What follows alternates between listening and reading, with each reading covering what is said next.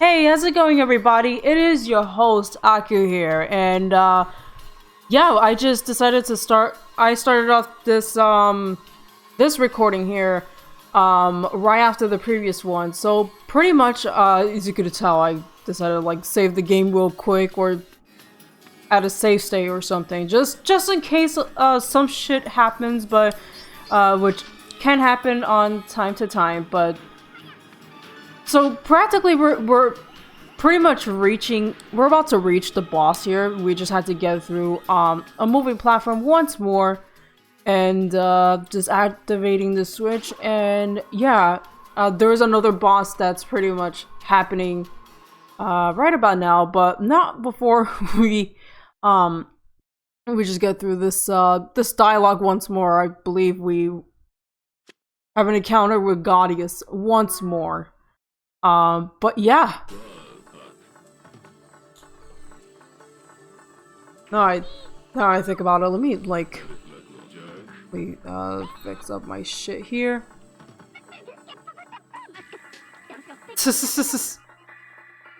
Obviously, things are just, a lot more grim, obviously, but even though there's just little silly moments and whatnot. But yeah. Menacing motherfuckers, that's really what it is. Talks more about dreams and make it filled with darkness and shit. Yeah, they oh no. I guess in a lot of ways I would say I am still technically new to this whole post-commentary stuff, so don't mind me, but you know, really been trying to, like, you know, make sure everything's just working out and whatnot, and yeah, we're here. We can see that we're pretty much facing off against Joka once more, and I might have to be quiet a little bit here.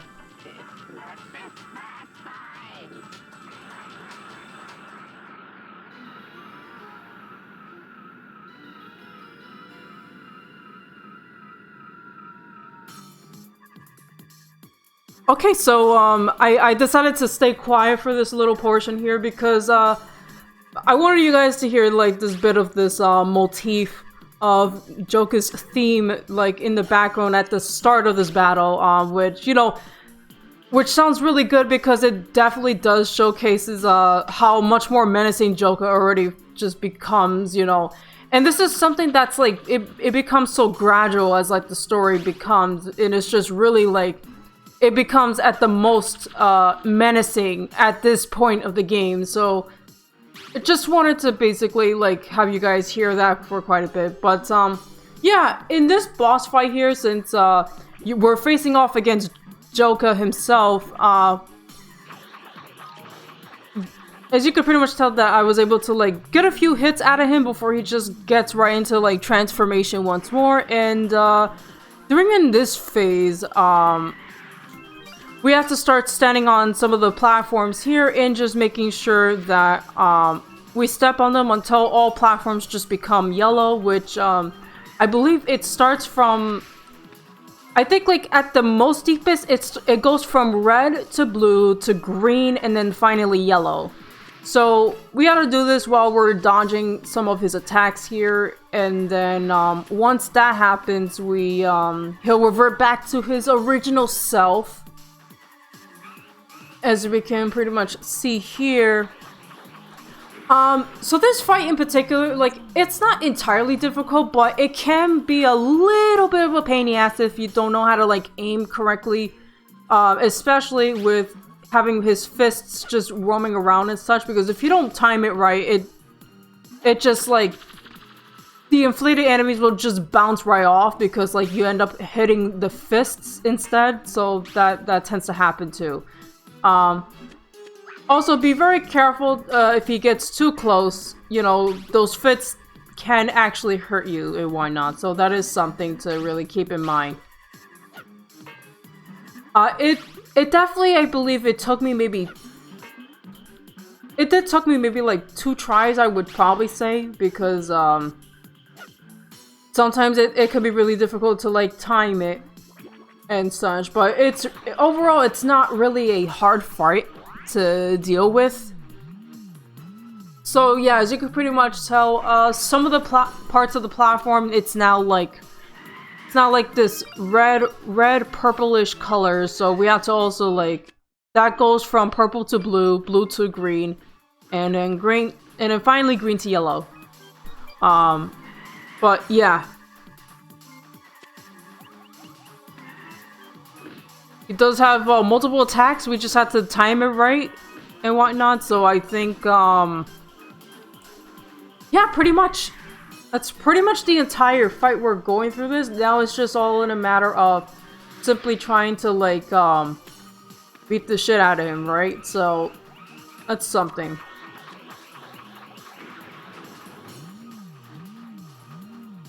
But, yeah, it's, not much else I can say about this. I guess one thing I'm not sure if I ever mentioned, but, I am definitely well aware of how, they definitely changed, Joker's name to, like, Joker during the remake of, Door to Phantomile, I'm pretty sure.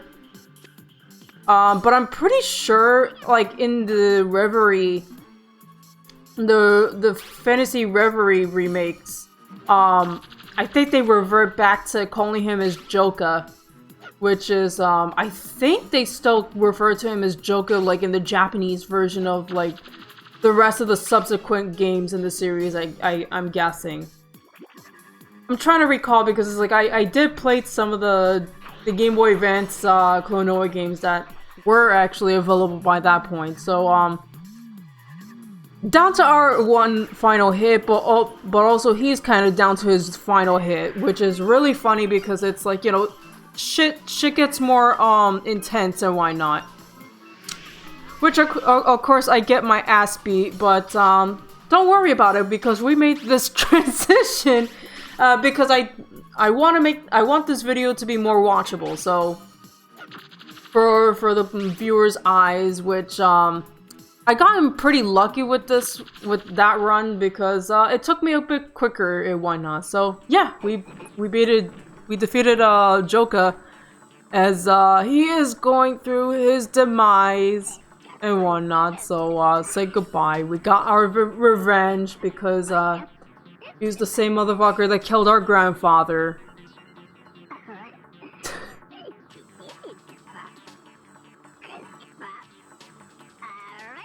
You know what's funny? I'm trying to think of some other enemies where it's like in the beginning, like one of those evil characters is like, you know, oh, they're like a harmless joke, but then later on in the game they become much more fucking menacing.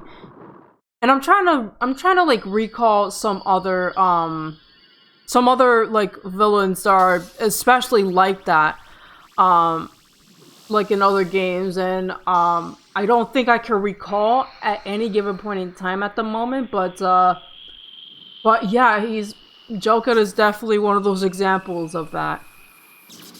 But yeah, doesn't matter. It looks like the Moon Kingdom is going to pretty much be open here, but yeah.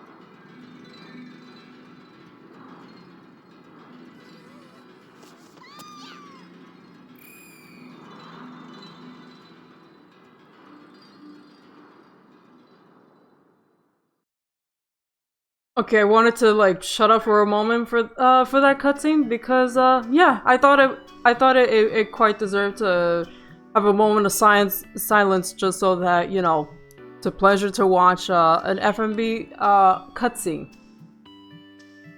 So yeah, and with that we're done with the Sun Temple. And now we're on to the Moon Kingdom, which, believe it or not, this is, I would say this is the final set of the game at this point. So, obviously, like, every time I go through a stage, I would always save the game. Just so that in case anything happens, you know. I wonder if, you know what, no, I don't think, like, I don't think speedrunners would typically save their games when they're on a run, right? So wouldn't that waste some time? But yeah. So obviously we're taken to the furthest point as we can while writing. So we had to get through the rest of this portion on our own. So yeah.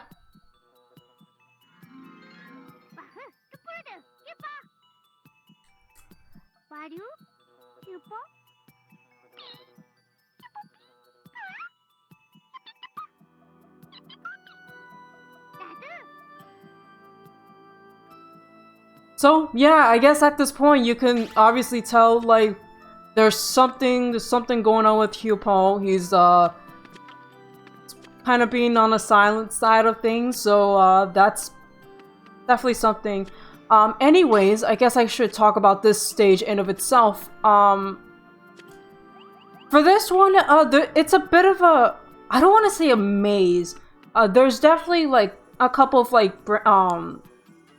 multiple pathways and whatnot, but not everything is accessible at the moment. You could tell by those statues, which means that we're blocked by them, and we can't get access to any doors that are guarded by those statues. So we have to basically just go to whatever pathways are like accessible for us right away, and just go right ahead and get right into the pathways. I think I want to be silent for a moment for this portion here.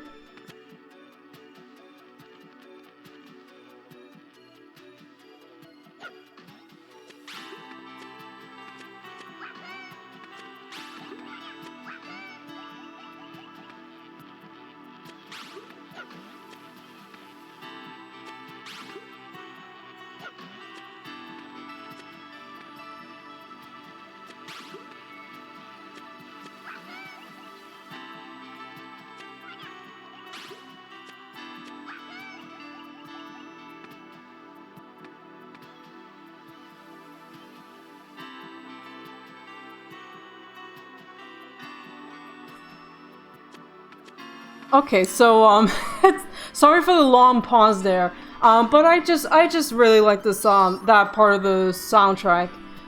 It's meant to be a motif. It's meant to bring back the beginning song that's like played in the beginning portion of the game. So I just thought they'd be nice enough for you all to listen to it. So it's a really nice thing to hear, and why not? So obviously we broke a red shard, and it granted us so anything that has a red statue is going to be completely unlocked, and we don't have to like deal with any guarded portion from the red statue, because they're all been destroyed. And this means we have to pretty much find every shards for each of the corresponding like statues and why not. And this is it's just so that we might be able to advance and why not. Which of course you could pretty much tell that I came back because I specifically just wanted to get that I just wanted to get that Phantomile, and you know, just get whatever ones I could get at this given moment, because yeah. But spoiler alert though, I don't get every single one of them. I just only got ones that I could possibly just get by that point, because, you know, some of them are not entirely too difficult to get, I would say. But yeah.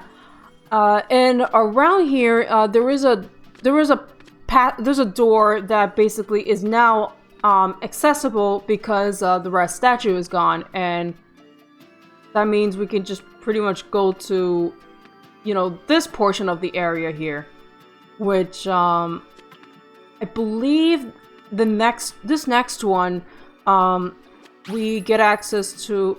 We find one of the other color shards. I believe either the green or the blue. Which, you know, is what it is. This room here is not too difficult, as far as I remember. But you will find a bunch of ghosts that just randomly appear, and they look rather scary, but don't worry about it. Which I was able to deal with quite easily.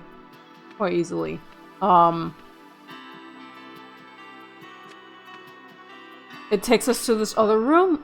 A second Phantomile we got here, so pretty much. And also some green gems and, you know, and a blue crystal, which I think we just bypass here. So yeah. Okay, so yeah, so I kind of knew it. It is literally a blue shard that we have to destroy here. But we would have to like safely get to the other side, why not? Because of these ghosts. So it is something to really keep in mind. So, and obviously I keep missing the platform, so I had to instantly wait till it comes back, and yeah, we start on the ride. We grab this ghost, which actually, we grab another one, and if we just hold on to it, it'll just collide with the other ghost, and it just, you know. I learned basically the best way to just go about it is just like, you know, you don't have to bother with the ones behind you, just really focus on the ones that are like in front of you, and you should be totally fine. And once we just get to the other side, they just disappear. And that's the second shard broken. And now we just need to focus on the green and the yellow. Which, don't worry, I remember the order. I kind of remembered the ordering of how this works. So but yeah, this blue shard was destroyed, and we just had to head back to the other side, which goes into. We had to head back outside.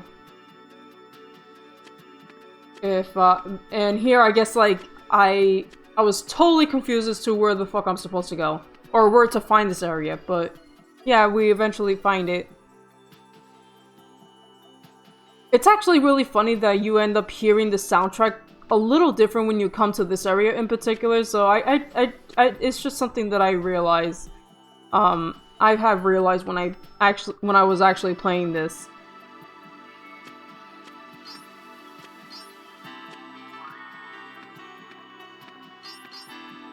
So basically, we go to the next room, and we just had to like really, we had to now really time this right. So we grab, so basically you just had to focus on using those mouse bombs. I don't know what their names are, but you know, they're the primary focus for this room, and yeah.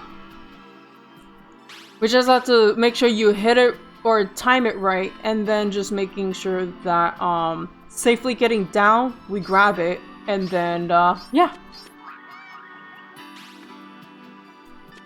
Which I think we didn't have to safely put it down, and why not? And here, so obviously this has to be timed right, because each time you grab one, and another enemy just like will go by and just outright explode and hurting you in the process. So that's definitely something which I think it took me quite a bit to get this right, because you have to really get far enough with this, otherwise it could be a little bit difficult.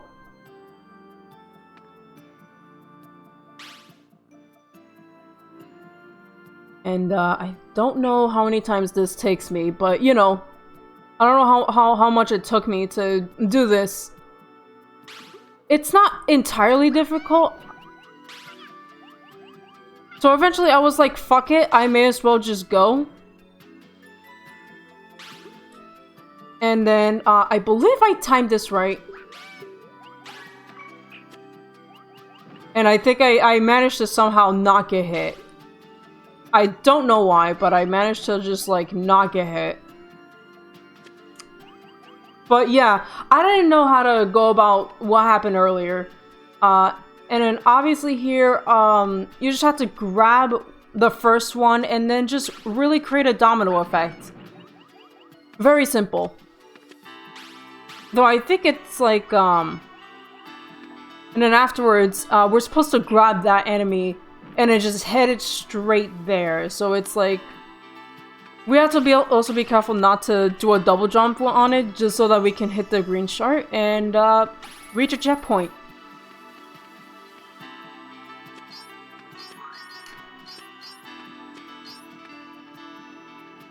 So here, supposedly you're supposed to destroy. You carry one, and then you just get that one other Phantomile in. But of course, we ended up getting hit in the process, so that's totally something. But hey, we ended up getting an extra life. That's very interesting.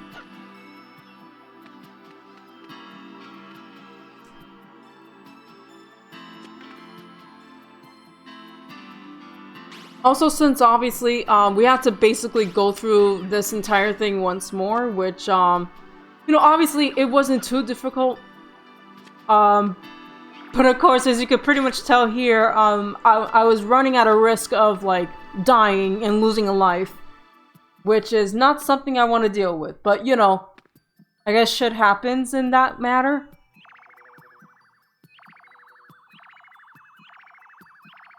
You know, going through this sequence again, which, you know, obviously, like, you start to memorize literally everything by that point. But also, like, being very careful because, like, you know, when you're in a situation where it's like, you're on a verge of, like, dying because it's like, you're one hit away of losing a life and whatnot, so it's kind of funny in that matter.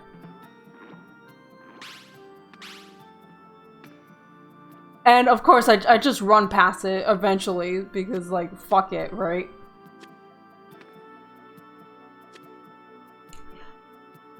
I guess, I'm trying to also remember my experience with, when it came to my experience with, the Reverie games, at least the Reverie version of it, and,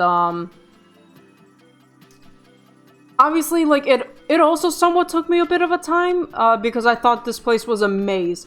But I would most likely definitely say that, this route, or at least for this playthrough, I did memorize most of what was happening here, and especially the objectives, because I think I remember one time it was considered, like, a bit of a maze, but I'm not too sure. But, yeah. So, this stage also introduces these platforms in particular, and they come in two flavors. So this blue one here these blue platforms will disappear as soon as you stand on them, but you gotta really be quick with your jumps. While the yellow ones are a lot more forgiving, and I would say they take maybe around 2 to 3 seconds before they just start to disappear. So, it is definitely important to, you know, to time your jumps right and, making sure you're not getting screwed over because, it's definitely one of those where if you mess up, you could potentially just, like, outright die. And, this really showcases, this game's controls in, physics somewhat because, sometimes, like, when landing on tiny platforms, it can get pretty slippery. It can feel slippery based off of my experience. It could be like you could easily like slip off a platform, and that can definitely happen, especially on tiny platforms like this. Which obviously Sometimes I'll wait and pause just to really examine and just analyze and making sure that I think about really what I want to do to, you know, to clear this particular puzzle, which, you know, and eventually I would get it right.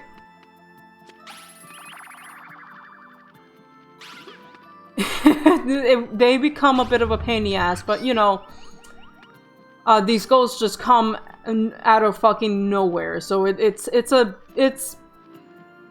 could be pain in the ass. Of course, I was trying to get right into popping the bubble there, just so that I can get double the points there. Which I ended up missing my jumps of fucking course. So I think that was also because I was like, ah, fuck it, I'm almost like I was about to get another life up anyway, so which definitely happens in that matter.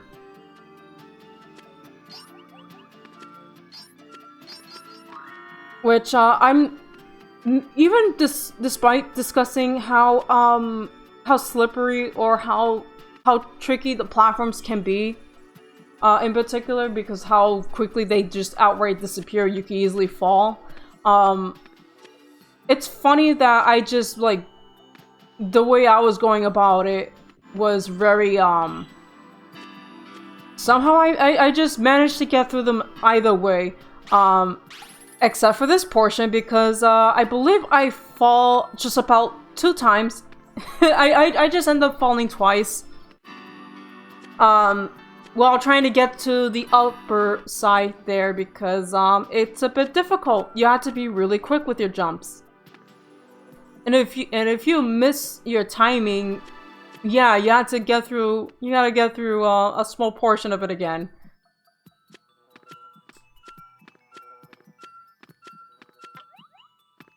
Now, fortunately, if you fall in one of the platforms there, or you just land on another one, at least like it does give you a bit more time to like really bear with it. But yeah, since this white shard is basically something that just takes us to the end of the stage and we clear it.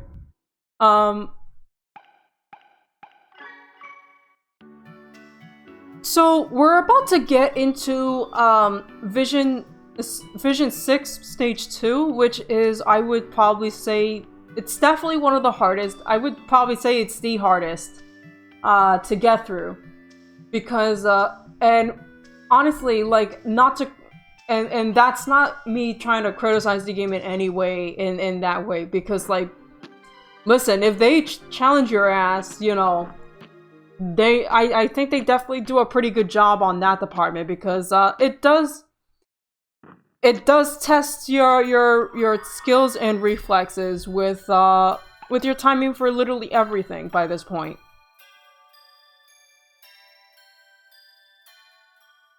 So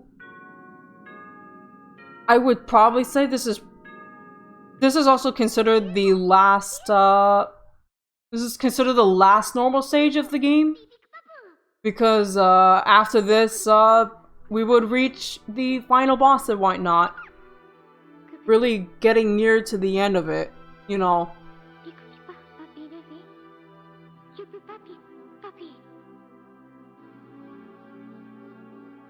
Yeah, I think at this point, like, things definitely do get a little bit more revealing, especially like some of the plot twists and whatnot. So yeah, I'll let this play out.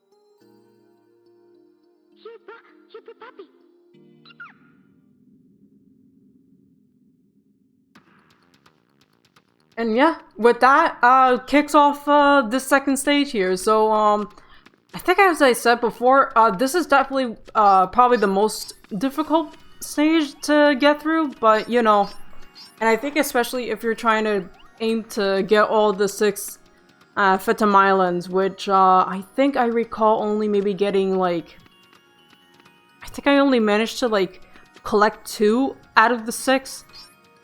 It could get pretty difficult and whatnot, so and I guess I could explain a little bit more with some of the stuff that's happening here. So I think I try to like go through here a little quickly, just because assuming like I think I completely forgot how I forgot that apparently these platforms don't disappear at all, and I guess I must have like really I had a bit of a flashback before at that time, so but yeah, eventually I did just manage to just skip ahead because it was just something that once you just get to the other side, you get to that little place, and then you come out here. Not sure why I made that transition like that, but hey, pretty sure I didn't mess anything up from there. So but yeah. So obviously, I think like I was really contemplating if whether or not if I should just get the Phantom Island, but I think I just outright skip it. So like I was like, fuck it. By this point, which I sometimes I tend to do too, in a lot of ways. I just contemplate whether or not if I should just go about it.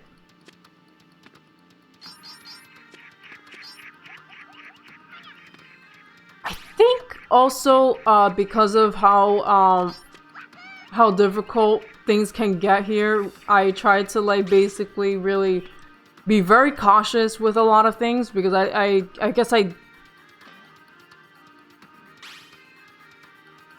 which funny enough, it'd be looking like I was really lucky with that, because I wasn't getting hurt and whatnot.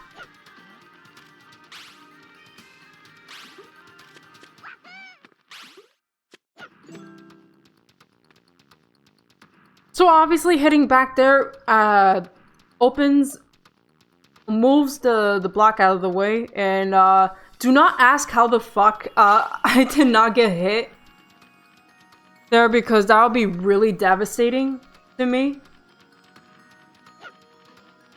But honestly, I was downright lucky. I was very lucky. And because of that, I was able to reach the checkpoint. This is the first checkpoint here. Oh, and one last thing, these are one of those interesting switch rooms, which I believe there are 3 rooms in total that have this sort of switch puzzle, which these can either range from being not super difficult to outright being a bitch to deal with, but this first one is very easy to deal with, as demonstrated in the gameplay here. I would say definitely they can be the most difficult thing if you don't know what you're doing, and this has been the case for me before, for at least practically every single one of them. But I think, like, honestly, if I were to replay through, sometimes, like, even if you know how to do something, it's really it's definitely the timing. You gotta like make sure like everything just goes perfectly, just so that you could just really know how to reach the places and whatnot, and hitting the switches all together. So since that pathway opened, so we get to go through this second door here, and at this point we had to just really make sure to really time everything right, because eventually we just had to get to the other side, and yeah. We have to basically get to the other side here. And if we wished, we could have tried to time this much faster, and just so that we can basically get one of those other Phantomilans. But obviously I didn't go for that. So obviously inflating this big ass move there, and then get to this platform, grab the other one, and just jump to the other side. And then obviously totally not decided to jump boost or damage boost on purpose on that. That was a complete accident. So yeah, I was really trying to time this right. Otherwise, things can be a bit of a pain in the ass. And that gives us an extra life, which is really good. Really, really good stuff. So obviously I didn't pop every single one of these, but you could get some extra little goodies and whatnot if you wished. Which I didn't really bother so much with. And that was my second Phantomile to find. But yeah, I guess one of the things I can mention too is I found it really interesting about the whole this whole twist that that apparently Huepol has some form of involvement when it comes to what's been happening with you know, the whole situation with the Moon Kingdom, as he himself turns out to be the prince of the Moon Kingdom itself. So he also has something. He has his own personal stake to deal with, especially with, you know. And of course I recall definitely dying there, so that's definitely something. But yeah, I think I'm looking at it here, and I think this video ends in like in another little less than I would say less than 3 minutes, I would say. Definitely really want to like try again with getting the Phantomile once more. Or probably not. I decided to probably skip it, maybe. Yeah, I skipped it altogether. Just wanting to like speedrun, trying to literally just not get my ass kicked again, I guess. So I went back to see if I needed the moves once more, just to get to a higher ledge and whatnot, but that doesn't seem to be the case. It turned out that it wasn't necessary.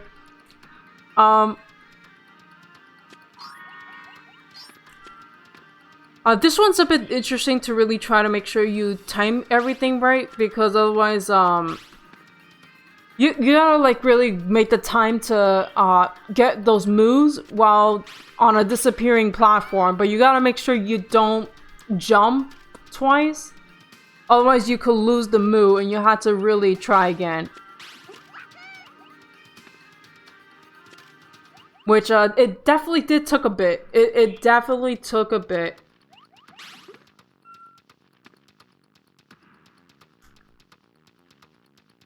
So yeah, again, things really do test your reflexes, and if you don't do it right, you had to like do that portion again, which it's not always a fun thing, but it is very challenging. Like that's to be said. Now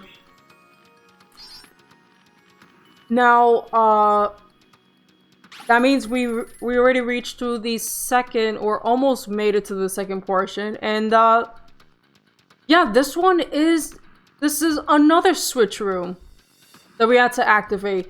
This time with 2 switches literally like positioned right next to each other, while this last one is literally on the left side. And obviously the video is going to end here, which I will see you guys in the next video. Bye!